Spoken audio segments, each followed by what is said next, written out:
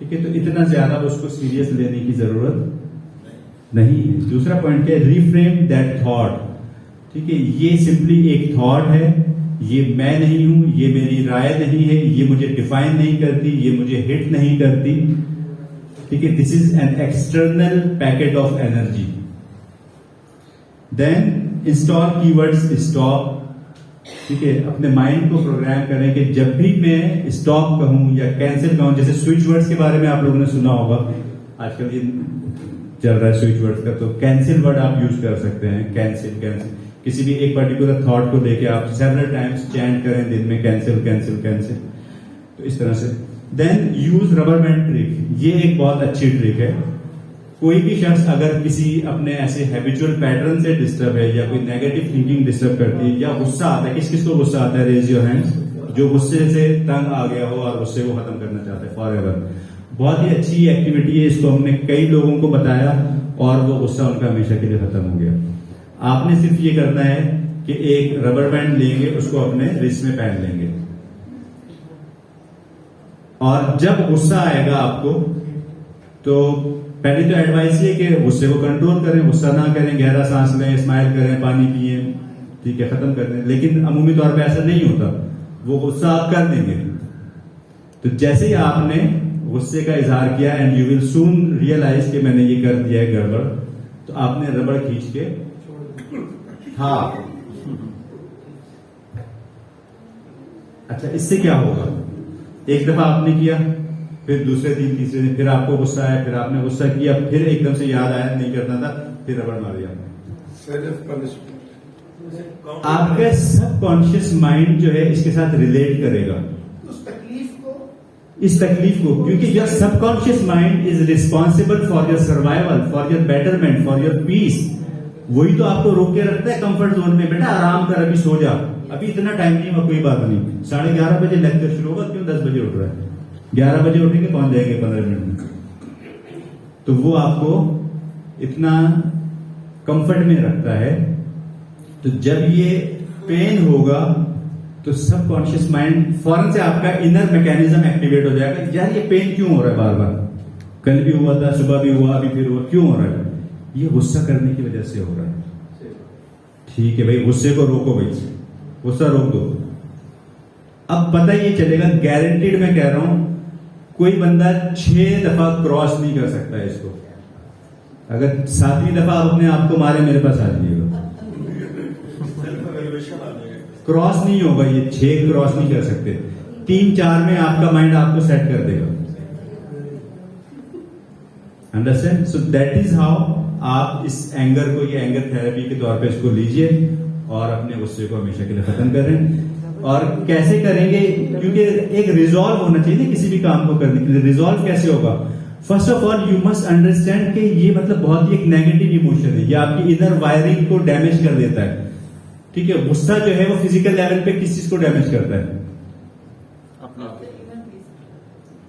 Anger जो है वो आपके लिवर को डैमेज करता है। ठीक है, 50 लोगों को लें, उनका आप LFT कराएं जो गुस्सा करते हैं। 35% लोग, ठीक है, 50 में से 70% लोग, यानी 35 का LFT रिपोर्ट डिस्टर्ब आएगी, चेक करने जाके। ब्लड प्रेशर इंक्रीज कर देते हैं ऑब्वियसली। अभी रिसेंटली मेरे जानने वाले हैं, उनको एक्सीडेंट हुआ, किसी ने उनको क्रॉस किया और वो जाके अगले सिग्नल पे खड़े हुए, वहीं पर उनको डेथ हो गई। ये 2 महीने पहले की बात। बहुत सारी ऐसी चीजें हैं जो कि एक्सीडेंटली इस तरह से चीजें होती हैं। लेकिन यदि मेनली जो हमारे इमोशन है, जैसे अगर आप सैड रहते हैं, बहुत से लोग सैड सैड सैड हर वक्त, तो वो क्या चीज डिस्टर्ब करेगा? आपके हार्ट को, आपका चेस्ट, आपके लंग्स, ये पूरा थॉरेक्स रीजन आपका अफेक्ट करेगा। ठीक है, डरते रहते हैं आप, फियर फियर फियर, क्या चीज आपकी शरीर को देगी? आपकी किडनीज। तो ये हमारे इमोशंस किस तरीके से हमारे फिजिकल बॉडी के साथ को रिलेट करते हैं, उसको डैमेज करते हैं, उस पर असरअंदाज होते हैं। तो एंगर को आप कंट्रोल करें, फियर को कंट्रोल, जो 5 हमारे इमोशंस थे, नेगेटिव इमोशंस, उस पर काम करें। और आखिर में अपने माइंड को फर्दर डीक्लटर करने के लिए हम क्या कर सकते हैं? Conscious breathing, let go of your past को खुदा हाफिज कहें हमेशा के लिए। बज़ाहिर लगता है कि मुश्किल है, लेकिन कोई मुश्किल नहीं है, सिर्फ लेसन लें और जाने दें। कहाँ आ गए आप? प्रेजेंट में आ गए। फ्यूचर की प्लानिंग करें, फ्यूचर के बारे में बहुत ज्यादा एंक्शियस होने की जरूरत नहीं है, कल क्या होगा, ठीक है। आप देखें जिंदगी में जो लोग बहुत ज्यादा एंक्शियस रहते हैं, आपकी जिंदगी में बहुत सी दफा सरप्राइजेस भी तो मिले होंगे, अच्छे सरप्राइजेस, मतलब तैयारी नहीं की लेकिन हो गया, ठीक है, बहुत अच्छी चीजें हो गई। तो बस जिंदगी इसी तरह चलती है। बुरी चीज तो उसी वक्त होगी जब आप किसी के साथ बुरा करोगे। जब आप किसी के साथ बुरा नहीं करते तो always ready to welcome some good thing, और ऐसा ही फिर जिंदगी में होता है। और इसके बाद में कॉन्शियस ब्रीदिंग, यानी जैसे कॉन्शियस ब्रीदिंग के बहुत सारे पैटर्न होते हैं, जैसे बॉक्स ब्रीदिंग कर सकते हैं। बॉक्स ब्रीदिंग क्या होती है?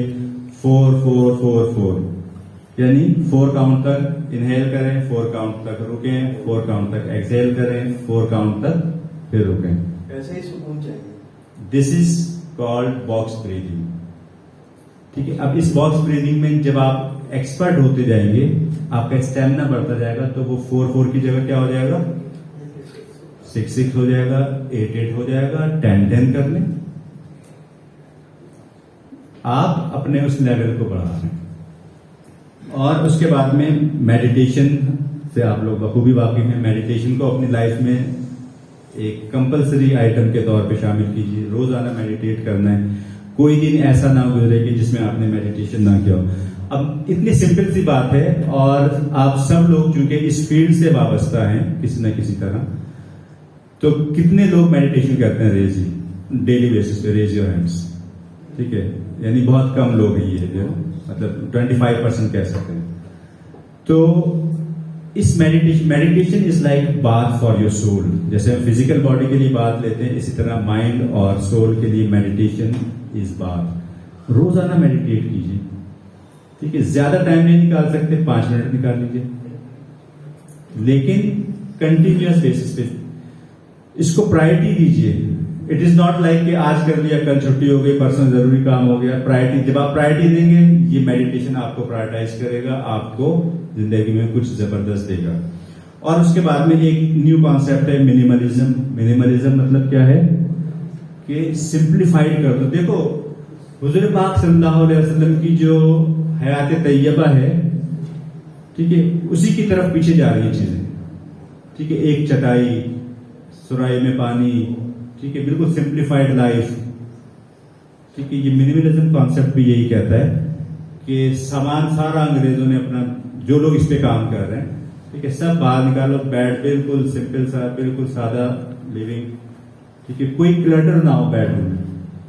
आप देखें कितने लोग हैं जिनके बेड के नीचे कुछ ना कुछ रखा है, बताइए, ईमानदारी से आप बताएं,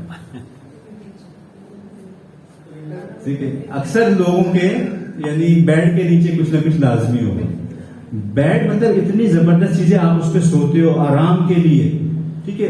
एनर्जी का फ्लो होना चाहिए ऊपर भी और नीचे भी। नीचे एनर्जी स्टक होगी, ब्लॉक हो गई, फर्स्ट करो किसी दिन गुस्सा आया, वो गुस्से वाली नेगेटिव एनर्जी ब्लॉक हो गई, तो वो बेडरूम में आप जाओगे, झुंझलाहट होगी, आपको अच्छा नहीं लगेगा, आपको मजा नहीं आएगा, आपको फ्रेशनेस फील नहीं होगी।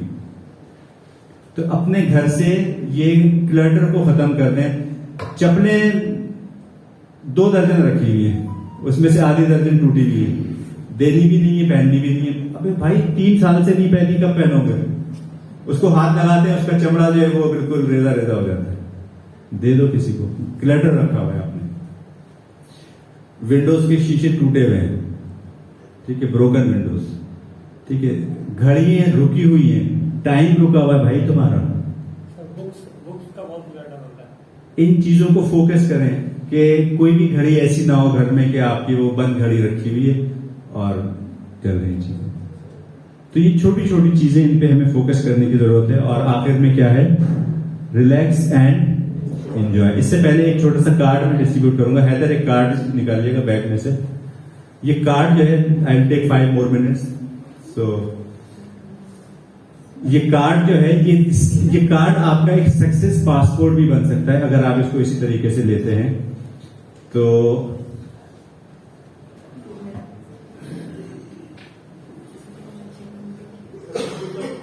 ये सबको डिस्ट्रीब्यूट कर दिया। एक्सप्लेन कर रहे हैं। मैं बताता हूँ जी, एक कार्ड मुझे भी दीजिएगा।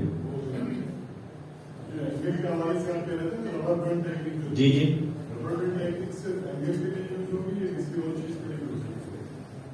ये टेक्निक हर उस आदत के लिए जिसको आप छोड़ना चाहते हैं, चाहे वो एंगर हो या कोई और भी ऐसी चीज हो सकती है, फियर है, किसी चीज को देख के डरते हैं, ठीक है, इन सारी चीजों के लिए।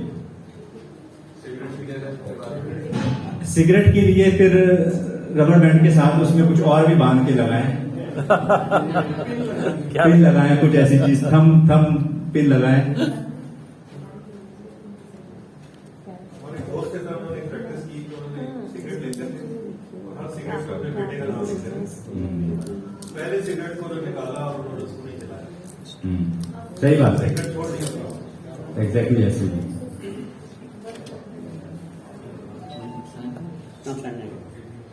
ओके, ये कार्ड क्या है? बेसिकली ये कार्ड आपकी लाइफ में एक मैजिक रोल प्ले कर सकता है अगर इसको आप इसकी ट्रू स्पिरिट के साथ प्रैक्टिस करते हैं।